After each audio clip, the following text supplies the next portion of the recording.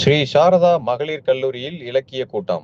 ஆன்மீகத்திற்கும் ஒழுக்கத்திற்கும் பெயர் பெற்றது திருநெல்வேலியில் 40 ஆண்டுகளாக இயங்கி வரும் ஸ்ரீ சாரதா மகளிர் கல்லூரி.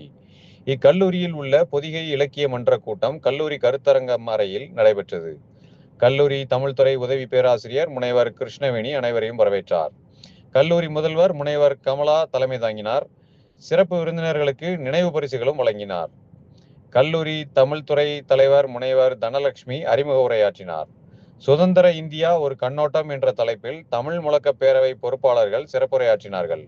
பேரவை கொள்கை பரப்பு செயலாளர் மேனாள், பேராசிரியர் முனைவர் ஆறுமுகம் இந்தியாவின் 90 ஆண்டுகள் சுதந்திர வரலாற்றை சுருக்கமாக கூறினார். பேரவை செயலாளர் நசீர் நடு இரவு 12 மணிக்கு சுதந்திரம் பெற்ற காரணங்களையும் சுதந்திரம் போராட்டங்களில் நடைபெற்ற அதிகம் அறியப்படாத சில நிகழ்ச்சிகளை தெரிவித்தார்.